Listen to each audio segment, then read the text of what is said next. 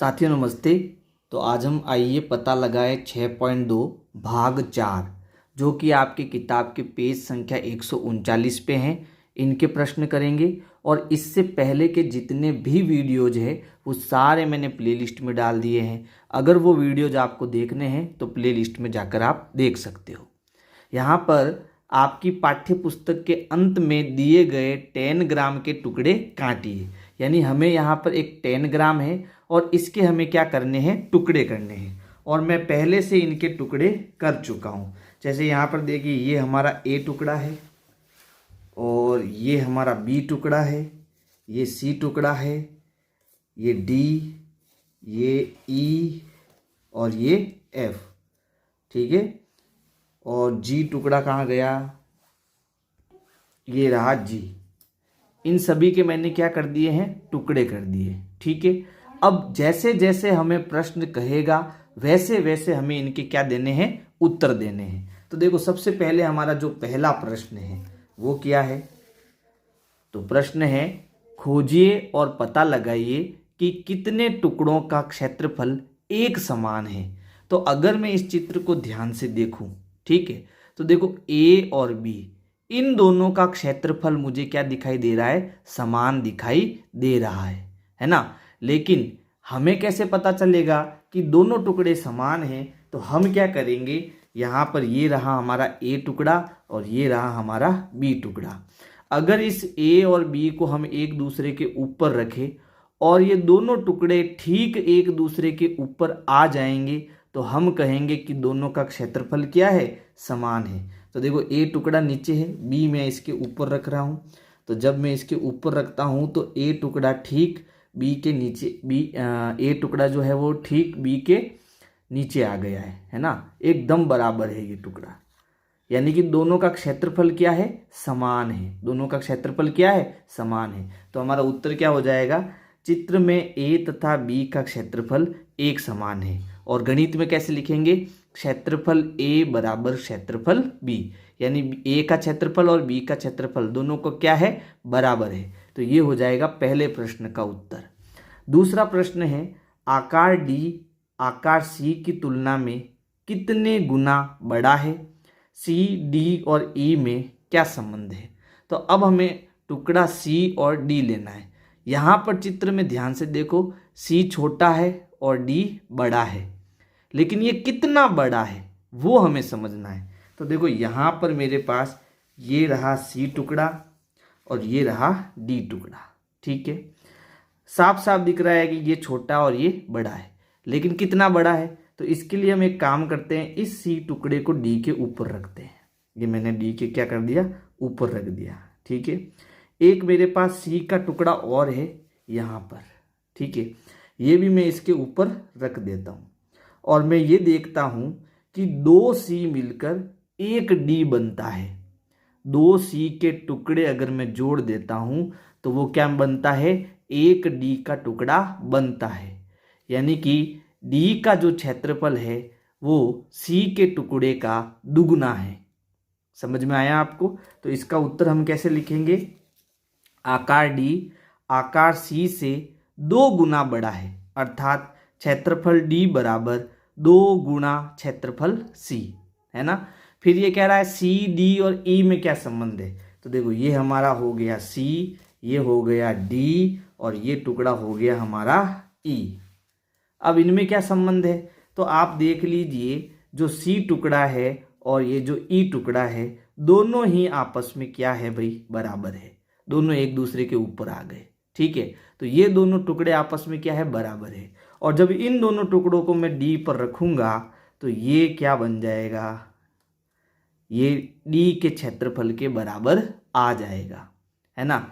यानी कुल मिला के सी और ई आपस में क्या है, बराबर है। तो हम कह सकते हैं कि साथ ही क्षेत्रफल डी जो है, यानी ये डी का जो एरिया है, क्षेत्रफल है, वो क्षेत्रफल सी, ये रहा मेरा क्षेत्रफल सी और ये रहा हमारा क्षेत्रफल ई। इन दोनों को अगर मैं जोड़ दूं, ठीक है, इन दोनों को अगर मैं जोड़ दूं तो वो किसके बराबर आता है, डी के बराबर आता है। यानी डी अगर आपको चाहिए, समझना इसको, अगर डी आपको चाहिए तो आपको सी और ई दोनों टुकड़ों को जोड़ना पड़ेगा, जहां सी और ई दोनों टुकड़े आपस में क्या है, बराबर है। समझ में आ गई आपको ये बात। अगला प्रश्न देखते हैं। अब प्रश्न 3 है, किस आकार का क्षेत्रफल अधिक है, आकार डी या आकार एफ? अपने उत्तर का कारण बताइए। तो अब मैं आकार अगर डी लेता हूँ, ठीक है, ये हो गया हमारा आकार डी, और अगर मैं एफ लेता हूँ, ये हो गया हमारा आकार एफ, है ना। तो अब ये कह रहा है कि किसका क्षेत्रफल ज़्यादा है। तो ऐसे तो देखने में ये लगता है कि शायद एफ का क्षेत्रफल ज़्यादा है, लेकिन ऐसा नहीं है, दोनों का क्षेत्रफल बराबर है। कैसे पता चलेगा? तो हमें क्या करना है, इस एफ को यहाँ बीच में से काटना है, ठीक है। इसको हमें क्या करना है, काटना है। जैसे यहाँ पर देखो मेरे पास पहले से इसके 2 भाग कटे हुए हैं, ये मैंने अलग से एक पेपर काटा है, ठीक है।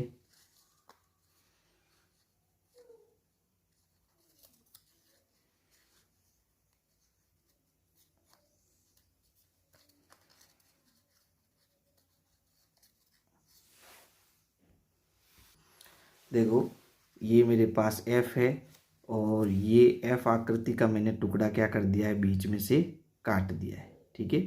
यानी ये टुकड़ा हमारा किसका है, एफ का है, और इसके मैंने 2 बराबर टुकड़े कर दिए। कितने बराबर टुकड़े कर दिए, 2 बराबर टुकड़े कर दिए।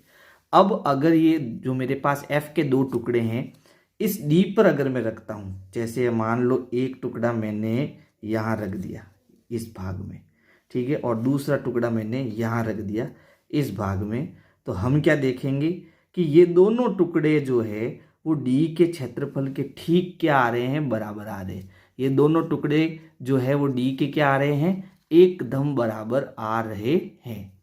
ये देखो ये दोनों टुकड़े आपस में जब हम मिलाएंगे तो दोनों क्या आ गए, बराबर आ गए। इसका मतलब क्या हुआ कि ये जो डी है और ये जो एफ है, इन दोनों का क्षेत्रफल आपस में क्या है, बराबर है ना। तो तीसरे प्रश्न का उत्तर क्या होगा, तीसरे प्रश्न का उत्तर हो जाएगा आकार डी तथा आकार एफ का क्षेत्रफल बराबर है। और अपने उत्तर का कारण भी देना है। तो देखो दोनों का कारण सेम है, मैंने नीचे लिख रखा है, ठीक है। आप कारण क्या लिख सकते हो, क्योंकि डी तथा एफ का क्षेत्रफल 2 छोटे त्रिभुज के क्षेत्रफल का 2 गुना है, ठीक है। यानी क्योंकि मैं एफ के अगर 2 टुकड़े करूंगा तो मेरे पास 2 त्रिभुज मिलेंगे, तो 2 छोटे त्रिभुज के क्षेत्रफल का 2 गुना है, क्योंकि मेरे 2 गुना है मतलब 2 को जोड़ रहा हूं ना, इसलिए 2 गुना है। तो इसका उत्तर आप कारण में लिख दो नीचे, या मैंने लिखा नहीं है, इसका कारण मैं नीचे लिख देता हूं। नीचे लिखना, क्योंकि डी व एफ का क्षेत्रफल 2 छोटे त्रिभुज के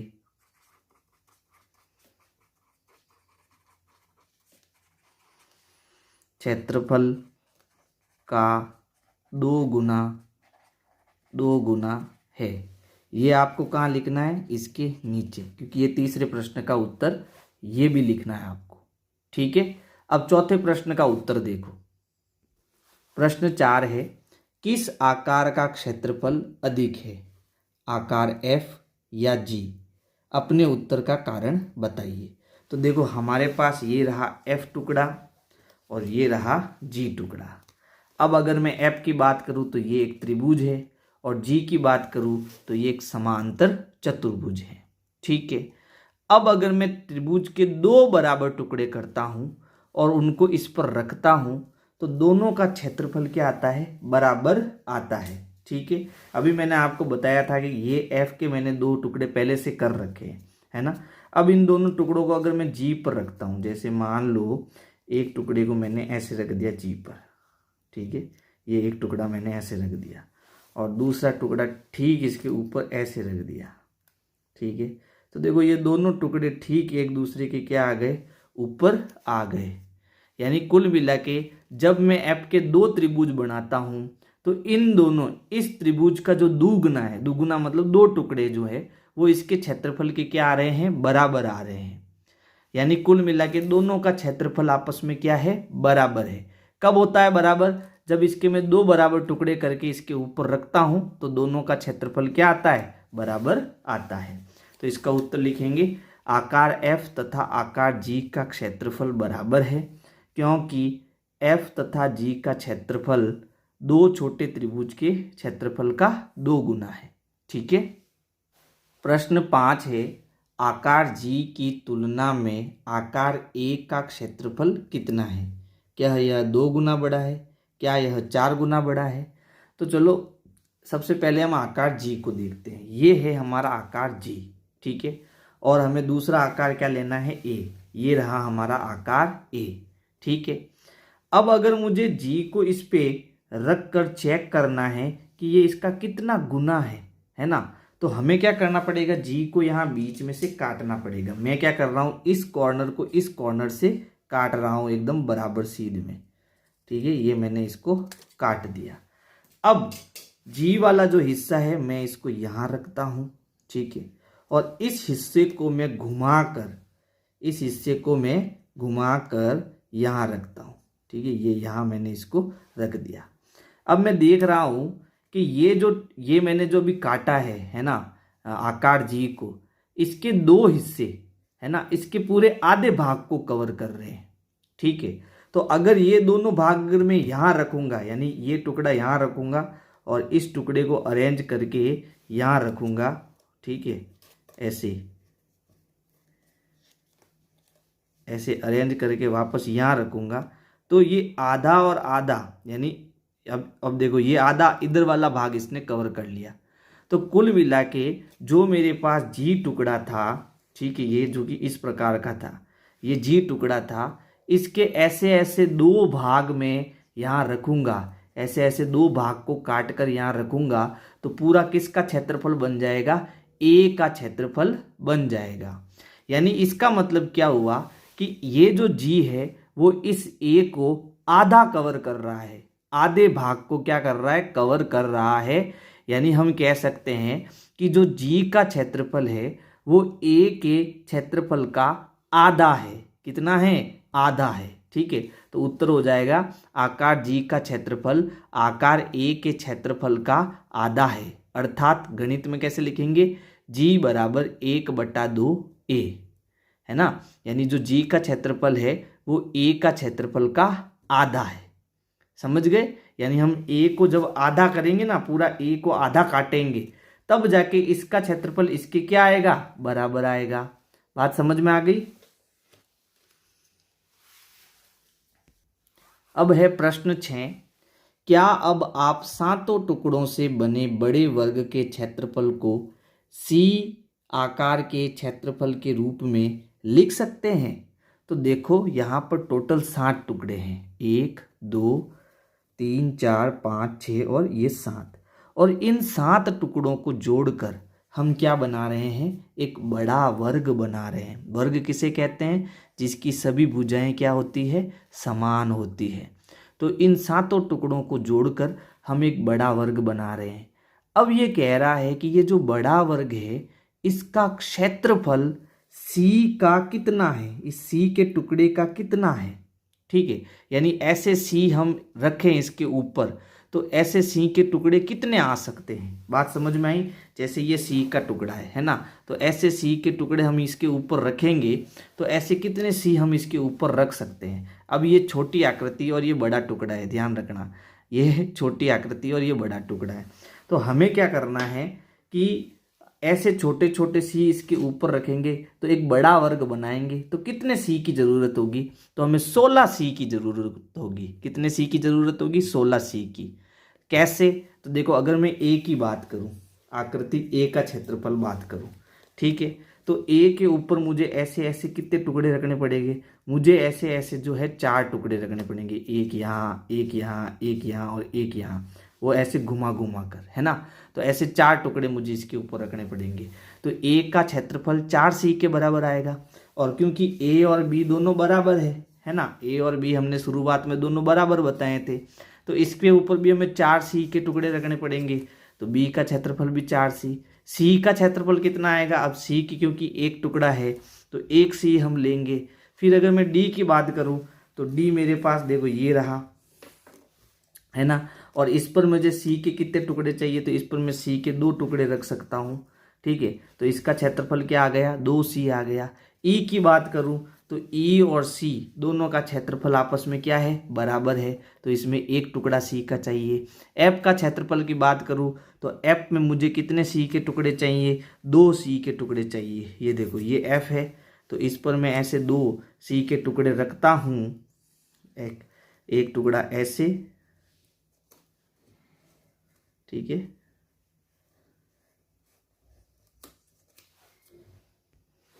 एक टुकड़ा हम ऐसे रख के देखते हैं और दूसरा टुकड़ा हम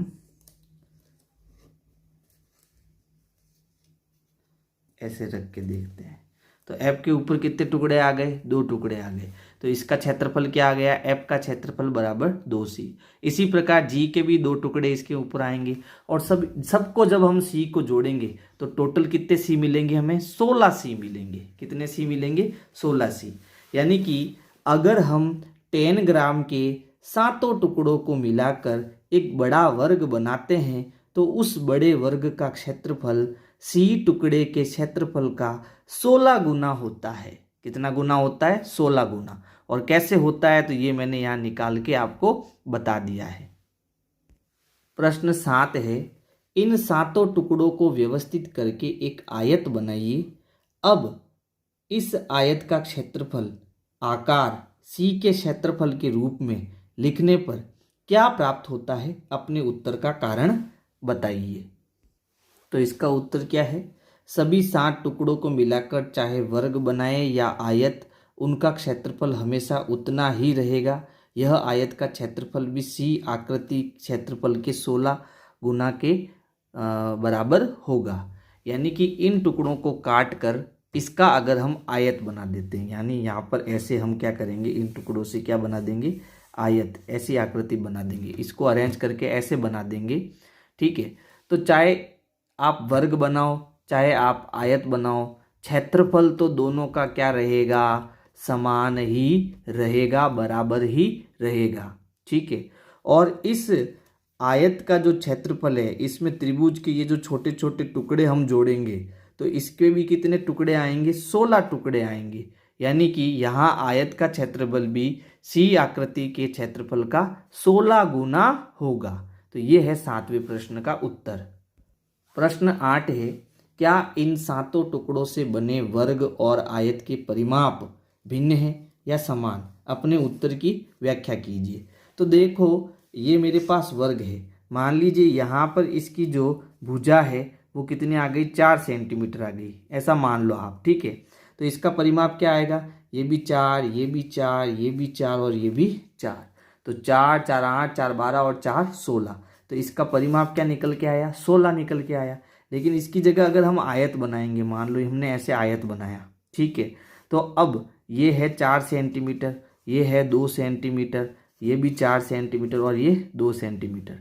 तो 4 और 4 8 और 2 10 और 2 12। तो इसका परिमाप कितना आया, 12 सेंटीमीटर। तो परिमाप दोनों को क्या आएगा, अलग अलग आएगा, एक समान नहीं आएगा, क्योंकि इनकी भुजाएं बदल जाएगी, इनकी भुजाएं क्या हो जाएगी, बदल जाएगी। तो देखो परिमाप भिन्न होंगे क्योंकि वर्ग और आयत की भुजाओं की लंबाइयाँ भिन्न भिन्न है। ये केवल मैंने एक उदाहरण दे के समझाया है ना, ये 4 4 सेंटीमीटर और 2 सेंटीमीटर ऐसा नहीं है, बस इनकी भुजाएं क्या हो जाएगी, अलग अलग हो जाएगी। इसके कारण इनका परिमाप जो आएगा वो क्या आएगा, अलग अलग, यानी कि भिन्न आएगा। तो ये हो गया प्रश्न 8 का उत्तर। वीडियो कैसी लगी जरूर बताएं, अपने दोस्तों को शेयर करें और वीडियो को लाइक जरूर करें। Thank you.